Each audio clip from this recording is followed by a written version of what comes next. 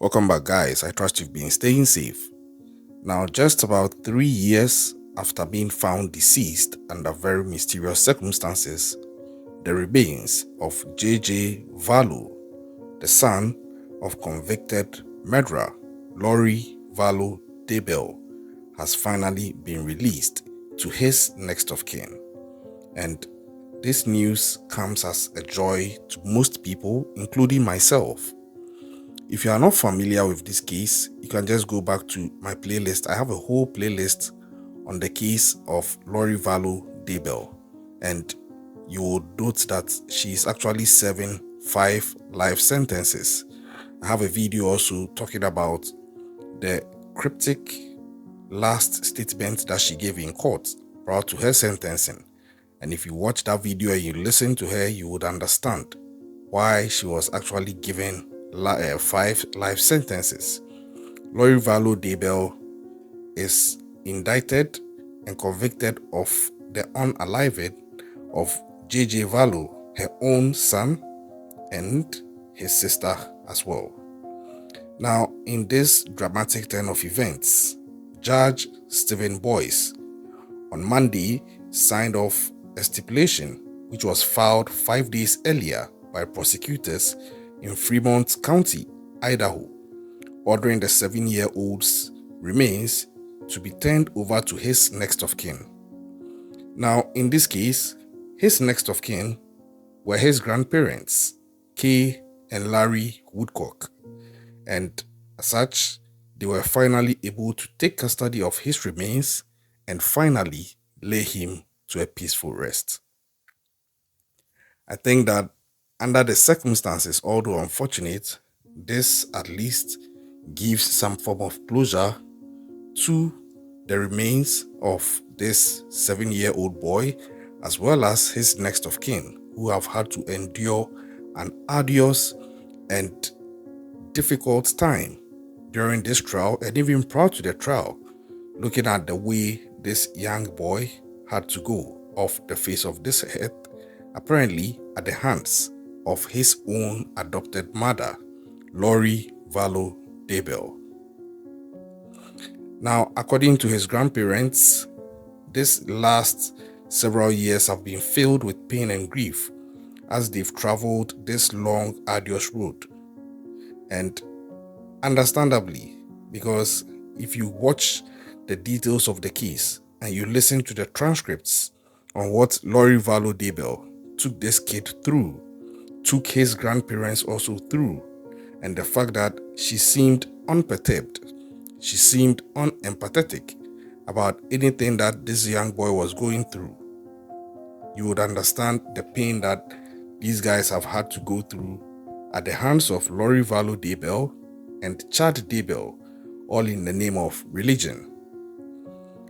So, they went on to talk about the fact that the last several years have been very painful for them and that they've waited and prayed for this day for so long, and they were immeasurably relieved that the remains of JJ will finally be laid to rest. They also talked about the fact that they've spent the past days immersed in the memories of the love and happiness that JJ shined and continues to shine on their lives. So I believe this is one of the best ways to grieve personally. Sometimes people just cry because of the loss. I respect that, and that is also good. But I think that irrespective of the loss and irrespective of how the life was lost, it's also important that we take time to celebrate the happiness and love that we shared with the people when they were alive, or that they share with us either way. So I think these grandparents have been grieving genuinely for the loss of JJ, especially under the circumstances under which he had to go and the traumatic situation people like them in the circles of his kin had to be put through. Now, they were talking about the fact that as they reminisce in the joy that JJ filled in their lives and in their hearts also ache at the same time for those that love JJ and share in the immense grief and loss of such a beautiful little man. Now, all these happened at the hands of so-called mother Lori Vallow Daybell. And the same thing also happened to JJ's 16-year-old sister, Tylee Ryan.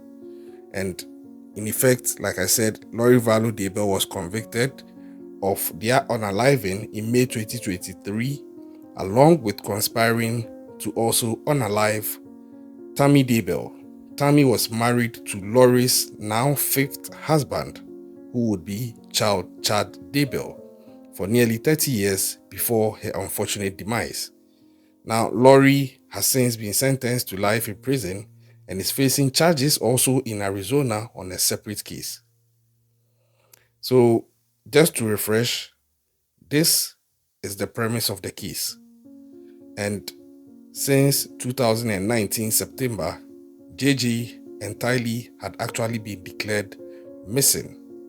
And the case traveled to the point that their remains were found, and we are where we are now. I believe that it is in good taste that finally the next of kin of JJ gets to put him to rest and also get to have some form of closure. Sometimes these things are quite heavy to appreciate because in all this, the life has been lost. And you see people like Lori Vallow Daybell, although they are behind bars, someone would say at least they are still alive. So it looks like in the long run, although justice has been served, justice still didn't seem like it was enough. Because JJ Vallow is still unalived. He's still deceased, irrespective of the fact that the person responsible for his unaliving has also been sent to prison. We wish the family and the loved ones of JJ Vallow all the best as they continue to go through this. Because even though they've had some closure putting him to rest, that closure would not be complete. In times like his birthday, in times like specific dates that are commemorative of anything related to his passing, they are going to remember him.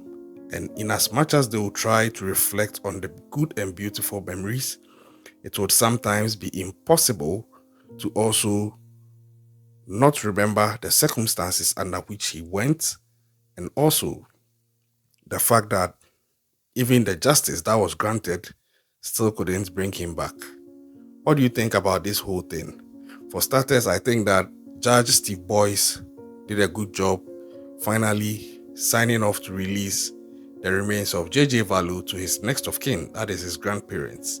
And if you have followed the case, his grandparents have actually been through a whole lot. They've put up a fight to push this case up until it got to where it got to, and the verdicts were also claimed. They fought for this kid, and I believe that is what any genuine next of kin should be doing. It's very unfortunate that all these had to happen at the hands of a woman who is said to be their mother. And if a mother can do this to her children, what do you expect outsiders to do? But the unfortunate thing is, even outsiders mostly wouldn't do this to anybody's child. And that should tell you the type of person that Lori Vallow Daybell is. Her case has largely been attributed to a case that is synonymous with the playing out of money and power, and some would say even sex.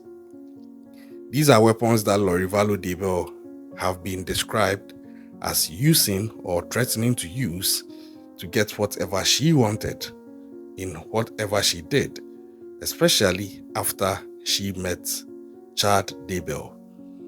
Chad Daybell himself is also due in court very soon to also be tried separately for everything that transpired, including the unaliving of JJ Vallow.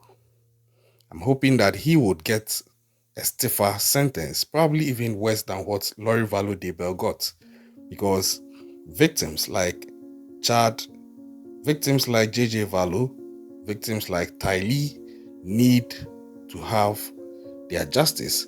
Victims like Tammy Daybell need to have their justice. And other victims that they've claimed at the hands of their scheming and skirmishes also need to have their justice. I'm waiting for his trial and I'm going to follow it keenly, honestly, because I take that case very personal due to the details of it. Until then, we are happy and our heart goes out to the next of kin of JJ Vallow for this victory, and we pray that his spirit would also be able to find some peace as he is put to rest. Subscribe if you are yet to do so. You turn on post notifications, you know what to do. Go through our playlist, enjoy some of the stories that we have for you. Our true crime channel is global, so you'll find some African true crime cases that will blow your mind as well in there. Till then, stay safe. We'll catch you next time.